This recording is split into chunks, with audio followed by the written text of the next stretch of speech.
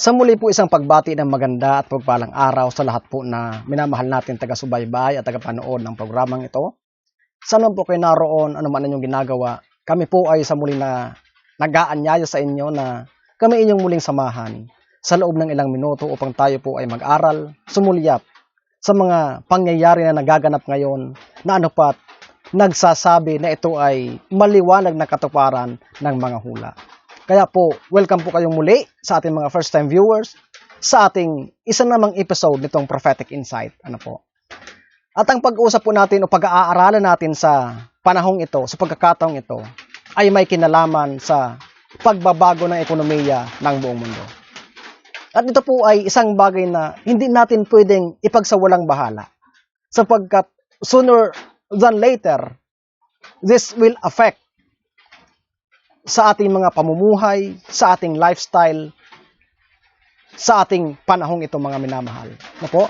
Kaya sana ito po ay magsilbing babala, magsilbing warning sa atin, magbago ng ating pananaw, makita natin kung ano yung mga bagay na dapat nating i-prioritize, at ito ay sana magdala sa atin ng malalim na pananaw tungkol sa kung ano ang dapat nating piliin sa araw-araw. Ano po? Subalit bago po tayo pumalaot sa ating pag-aaral, tayo muna ay sumandaling manalangin. Mahabagin po naming Diyos, makapangyarihan ka po sa lahat. Sa oras pong ito, Ama, kami po ay lumalapit sa inyo. Nagpapasalamat sa pagkakataong ito na kami po ay makapag-aral. Gabayan kami ng Banal na Espiritu, bigyan ng pagkaunawa at bukas na puso at isipan. Pagpalain po kami sama-sama sa matamis na pangalan ni Jesus. Amen. Ito pong ating pag-uusapan sa oras na ito mga minamahal ay hindi ito maliit na bagay sapagkat lalo't higit sa atin na bayan ng Diyos, lalo't sa mga kaibigan, kapatid natin na nasa syudad, sa mga kapatid natin, kaibigan na may mga pamilya at gustong manindigan ng matibay sa prinsipyo ng katotohanan.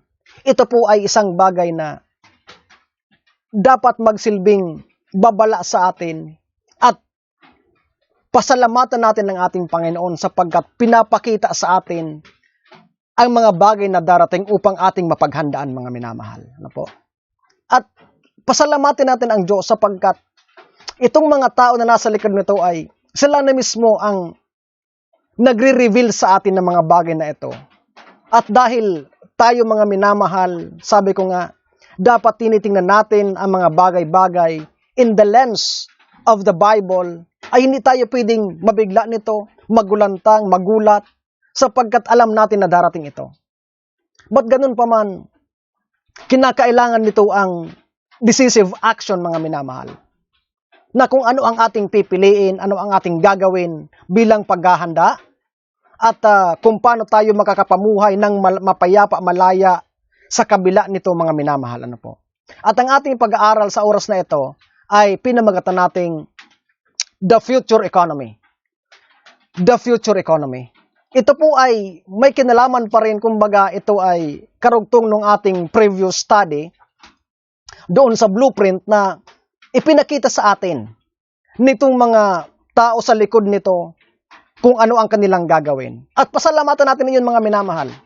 Sapagkat sa atin na may malalim na pangunawa, ay naiintindihan natin yun ng mas malalim at nakikita natin.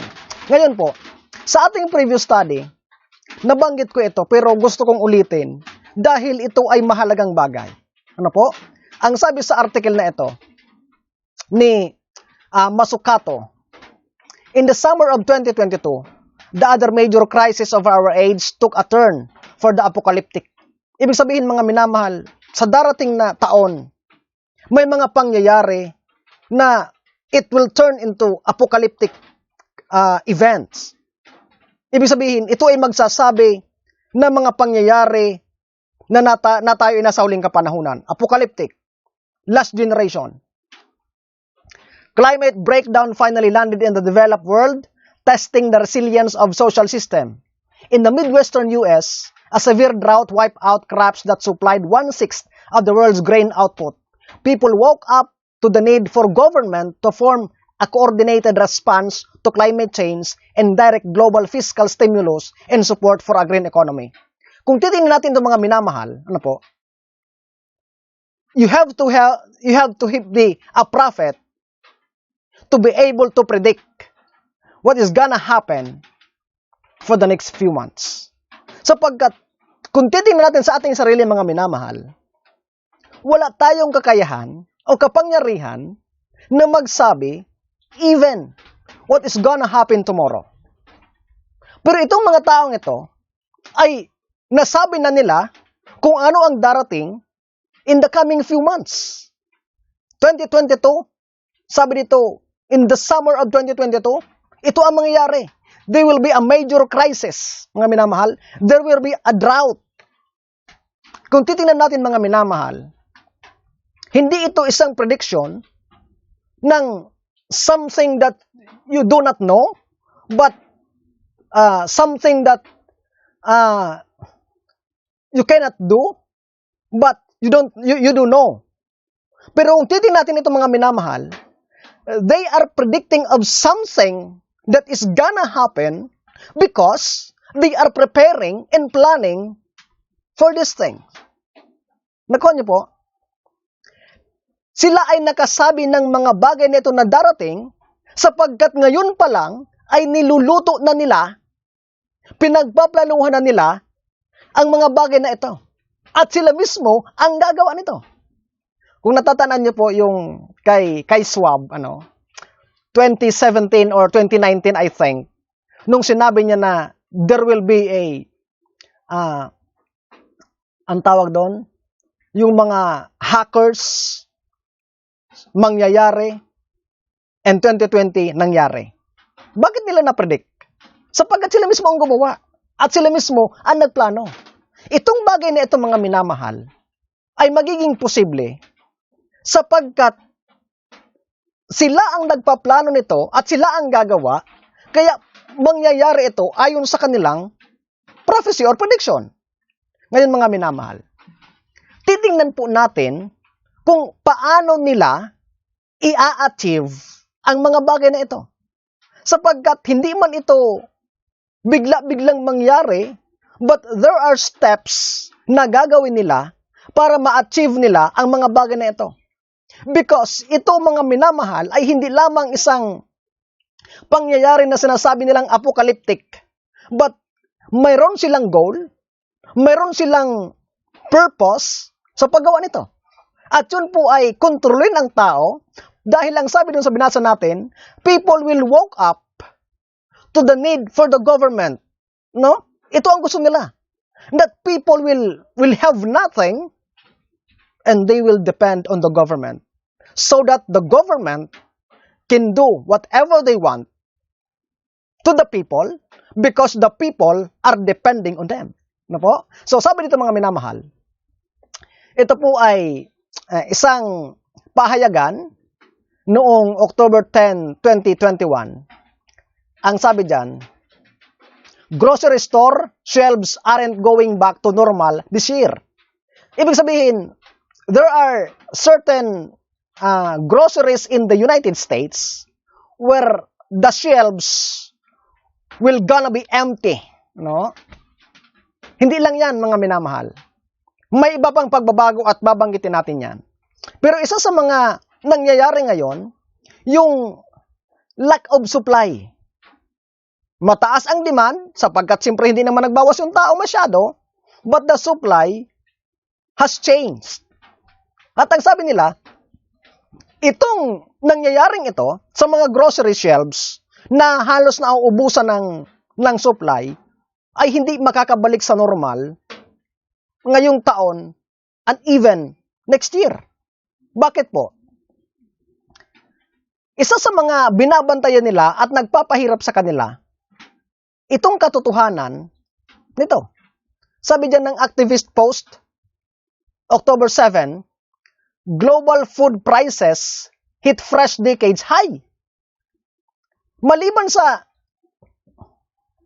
kulang ang supply, pero tinataasan nila ang presyo na magpapahirap ng husto sa mga consumer. Ano? Sa mga consumer. Hindi lamang yan. Ang sabi dito mga minamahal ng BBC News, Kraft Heinz says people must get used to higher food prices.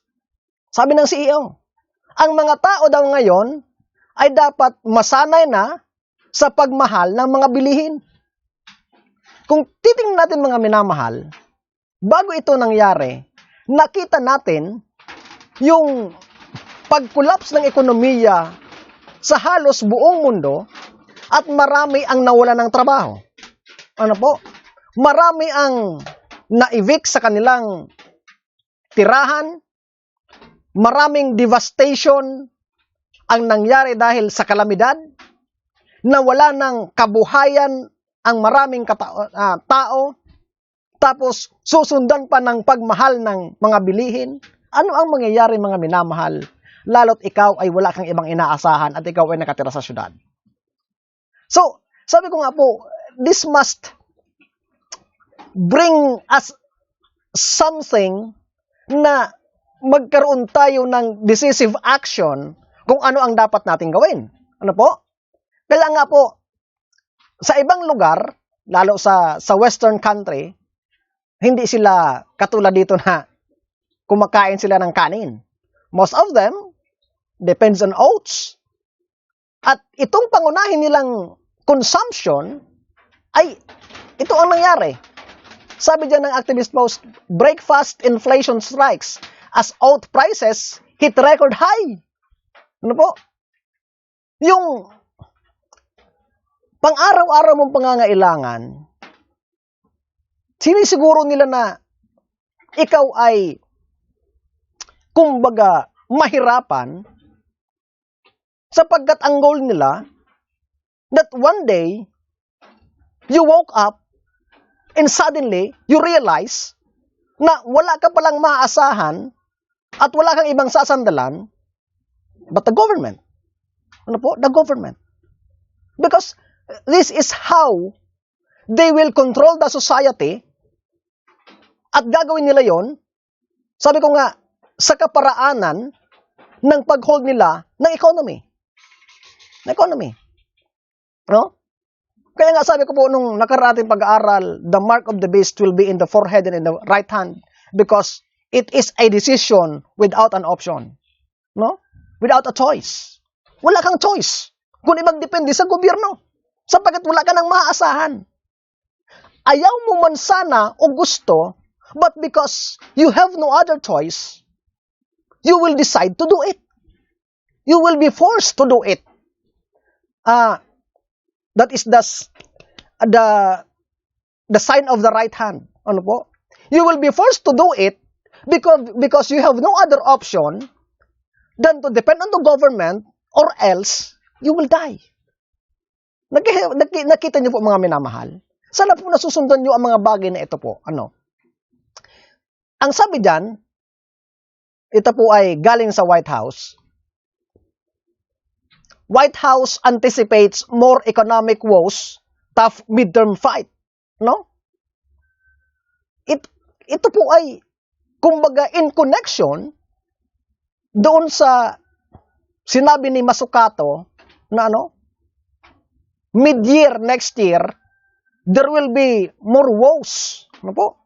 More woes in the economic fight sa US. Sapagkat itong mga bagay na itong mga minamahal ay magdadala sa mga, kumbaga, sa masa, ng isang bagay na wala silang matatakbuhan kundi sa gobyerno. At ang sabi ko nga po, kapag ang dependence mo ay nasa government, they can apply whatever laws or rules they wanted to govern the people, to control the people, because their dependence ay nasa iyo. So ito ang gusto nilang mangyari. Ito ang gusto nilang mangyari. Ano po? Kaya nga po, ang utos ng kunyari, ng White House, sabi dyan, Walmart, FedEx, UPS, to go 24/7 to address supply bottlenecks. No? Kasi, matindi ang demand, kulang ang supply. Kaya nga po, dahil dito, hindi maiiwasan nitong mga tao na mag-strikes, no? Sapagkat hindi ito, kumbaga, hindi ito makatarungan sa kanilang kalagayan, mga minamahal. Ano po? Hindi ito makatarungan. Kung kaya nga, ang sabi ng isang pahayagan, US unions, wave of US labor unrest could see tens of thousands on strike within weeks. Ito ang mangyayari talaga, no? Sapagkat hindi sila papayag sa ganitong kalagayan, subalit, nakita na natin sa maraming pagkakataon na itong mga strikes na to ay hindi minsan nagtatagumpay. Because government is government. Para kang bumangga sa pader, sumipa sa tuod, na hindi mo sila kayang buwagin. Ano po? It will fire back to you at ikaw din naman ang mahihirapan. Ano po? So, kaya nga ang sabi ng Testimonies Volume 9, page 11, paragraph 3, the condition of things in the world shows that troublous times are right upon us. The daily papers are full of indication of a terrible conflict in the near future.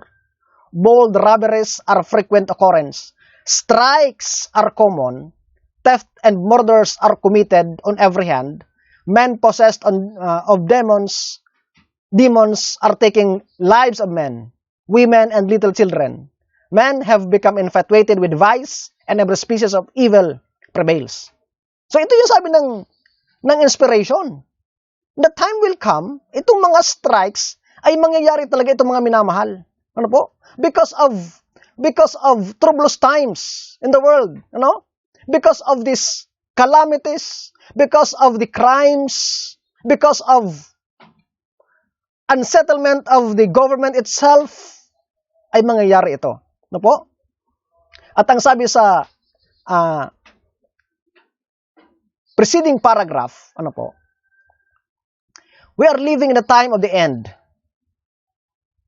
The Spirit of God is gradually but surely being withdrawn from the earth. Plagues and judgment are already falling upon the despisers of the grace of God. The calamities by land and sea, the unsettled state of society, the alarms of war are portentous. The agencies of evil are combining their forces and consolidating. They are strengthening for the last great crisis.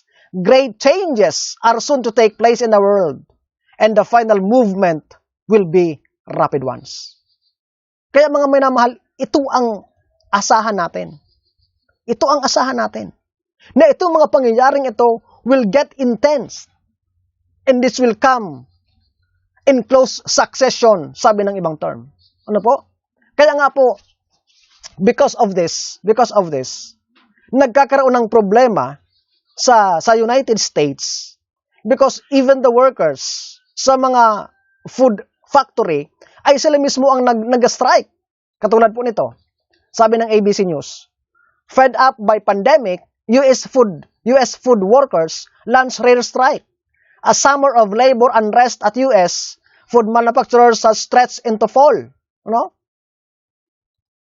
Ibig sabihin, pag nag-strike yung mga trabador ng isang factory na nagsusupply ng pagkain, magkakaroon talaga ng lack of supply. Magkaroon ng lack of supply. Katulad kanina, yung oatmeal ay tumaas. Yung cereal sa kanila ay tumaas. Tumaas yung presyo, pero nagkakaroon sila ng mababang sahod. Kumbaga talagang pinapahirapan nila ang masa. Kaya ito ang mangyayari. Sabi diyan, workers go on strike against Kellogg's US cereal plants. Talagang hindi nila ito matatanggap sapagkat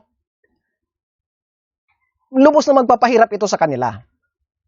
Kung kaya nga mga minamahal, hindi malayo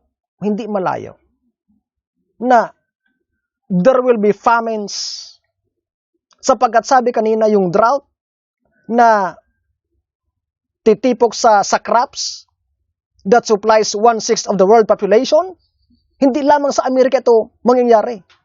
But in other countries na sinusuplayan nila ng pangangailangan, since wala sila, ay magugutom din. So, those countries, sapagkat magugutom sila, ay mangyayari, yung mga tao ay magdedepende rin sa kanilang gobyerno. At alam natin mga minamahal, na sa previous nating pag-aaral, wala iba itong direction, kundi paniwalain ang sangkatauhan na sa pagbabagong ito ay dala ng climate change, at dahil hindi natin ito malabanan ng nag-iisa, ang panawagan ng Papa ay makisangkot tayo, ang buong mundo, ang mga leader, kung kaya nga there is always a possibility that in November 1, in the COP26 summit, ay talagang isusulong nila itong Green Sabbath, Green Sabbath, itong Laudato Si, which is to rest on Sunday. At hindi lamang yan, sapagkat may isang pahayagan ang nagsabi ng isang bagay na nakakagulat. Malaking pagbabago. Sabi kanina, there will be great changes. Ano itong changes na ito? Before, the government is paying those who bring good to the country. Kumbaga, yung nagsusuporta, tumutulong sa kaunlaran ng gobyerno, ay binabayaran nila. Alam niyo po ba ngayon na baliktad na ang pangyayari? Tingnan niyo po ito. Ito po ay may kinalaman doon sa sabi ni Masukato na in the summer of 2022, there will be a great drought. May drought na nga, ito pa ang mangyayari. Ang sabi diyan, as drought worsens, California farmers are being paid not to grow crops. Ano po? California farmers are being paid hindi para magtanim ng marami at masuplayan ang pangangailangan, pero sila ay binabayaran upang hindi sila magtanim. Nakita niyo po mga minamahal? Nakita niyo ang irony ng government. That instead of doing the positive thing, they are doing the negative thing. For what purpose? Para gutumin ang mga tao. Kung ikaw ay may palayan, at sabihin ka ng gobyerno, okay, ngayon babayaran kita, pero huwag kang magtatanim. Ano sa palagay mo?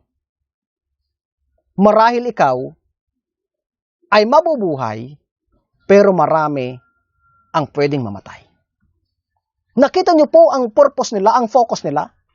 Hindi ito usual. It is unusual, mga minamahal. Talagang ang focus nila ay gutumin ang mga tao that one day they will realize na, wala na pala ako. Kailangan ko na magdepende sa gobyerno. Sapagkat ang purpose nila, doon sa previous study natin, ano yon? I own nothing, but I'm happy. And life has never been better sa panahong ito. Mga minamahal, ito ang focus ng gobyerno ngayon.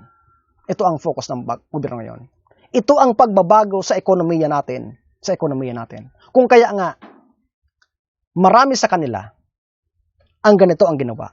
Marami ito. Ito lang ang kinuha ko, mga minamahal. Ano ang ginawa niya? Why some young workers are leaving their office jobs to work on farms. This is how I want my life to go. Sabi, ito isang babaeng ito. With a degree of neuroscience and global health, the 24-year-old has recently taken a new job in farming. This was, a very intentional decision. Not something like I don't know what I thought to do. Let me just go work on a farm. This is how I want my life to go. Sabi ni Marriott sa CBS News. Ano po? Pero minsan, mga minamahal, alam niyo po, minsan nakikita ko na minsan yung mga walang liwanag ay gumagawa pa ng wise decision kaysa doon sa mga nasa liwanag. Marami sa atin mga minamahal. Time and time again, God is calling God is calling us out of the cities to do this thing. Pero mga minamahal, marami sa atin ang ayaw. Pero itong mga taong ito, they can sense the coming crisis. And they pursue to change their lifestyle, to change their profession, exchange the comfort of the city para magtanim, para mag-sustain sa kanilang pangangailangan, mga minamahal. Ilan sa atin ang may ganitong kakayahan? Sabi ng manuscript release, in the world, gigantic monopolies will be formed. A few men will combine to grasp all the means to be obtained in certain lines of business. It is time for us to take our work out of the cities. Our sanitariums should be furnished with facilities for giving the sick the best of care, and they should be properly conducted, but they should be as far as possible from the cities. The whole world is to be tested, and obedience to the law of God is to be the test. Ito ang panawagan sa atin ng Panginoon.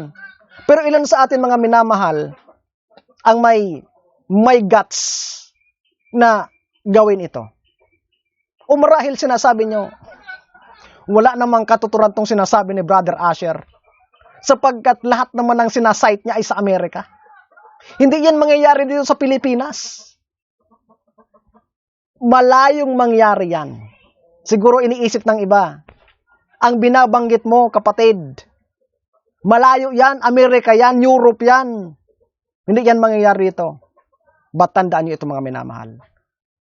Ang sabi ng Last Day Events, as America, the land of religious liberty, shall unite with the papacy, enforcing the conscience and compelling men to honor the false Sabbath, the people of every country on the globe will be led to follow her example.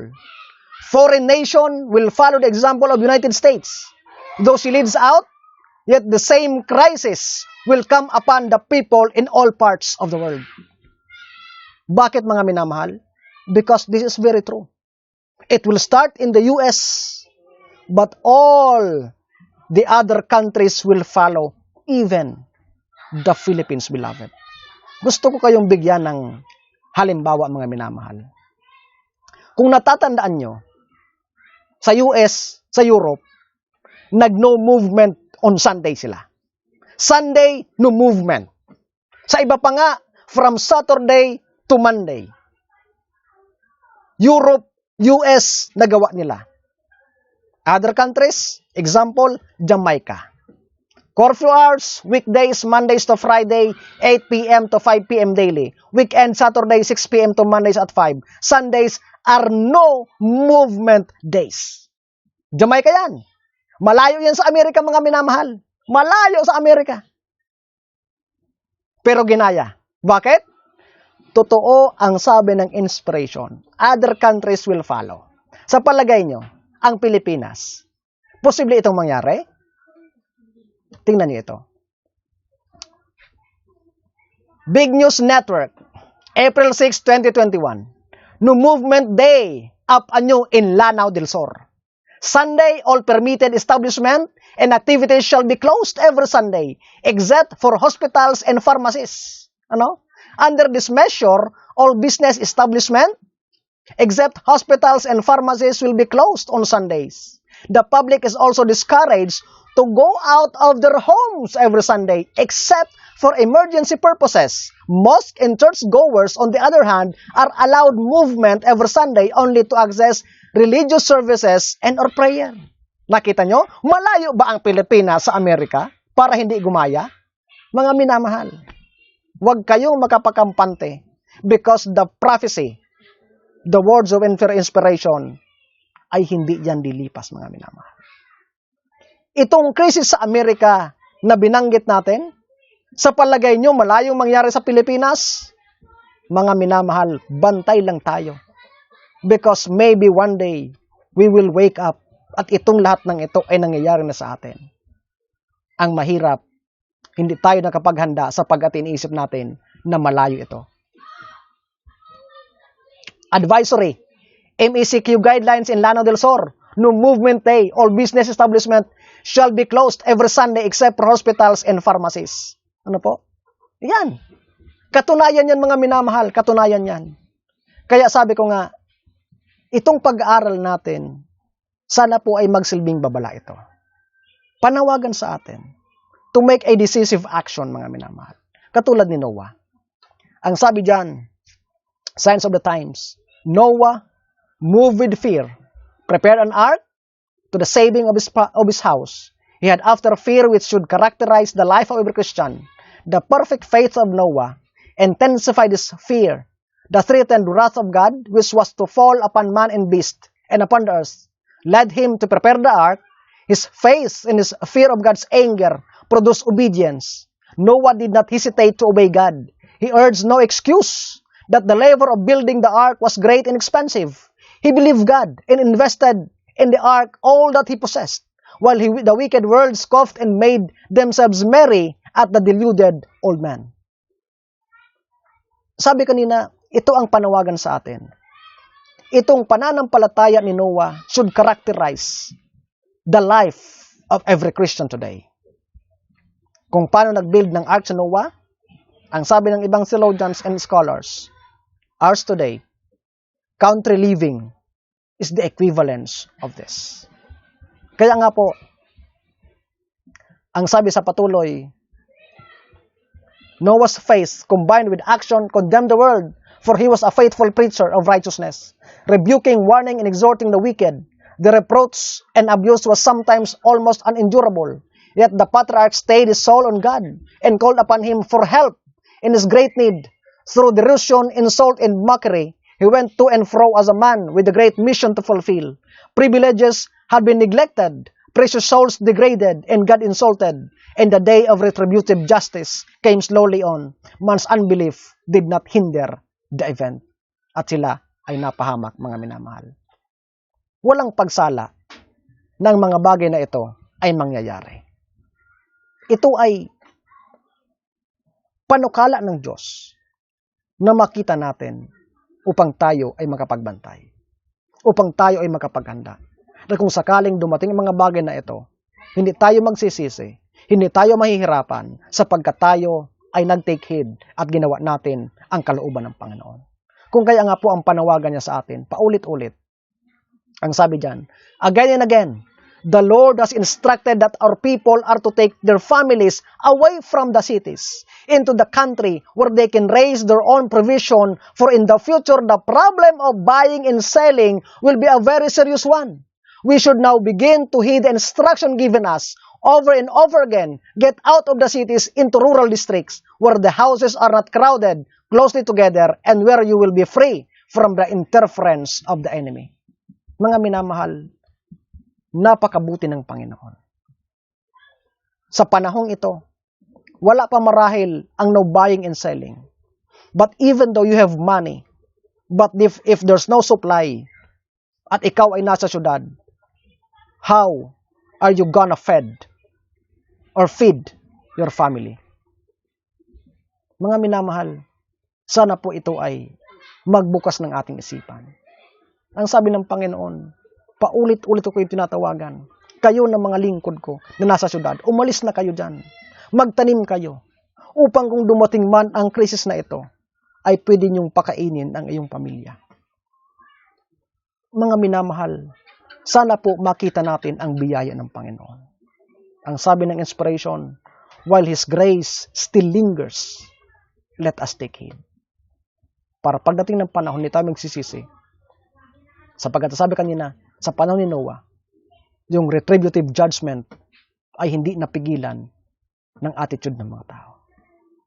Time will come that this crisis will not be hindered by anything, and it will happen. Only those who have prepared ang makakaligtas dito. Kaya sana mga minamahal, ang panawagan ng Diyos ay taimtim nating ipanalangin at pakinggan. Tayo ay sumunod sa kanyang kalooban at patuloy tayong lumakad sa daan sa kaligtasan. Ang pagpapala nawa ng langit ang sumaatin sa oras na ito.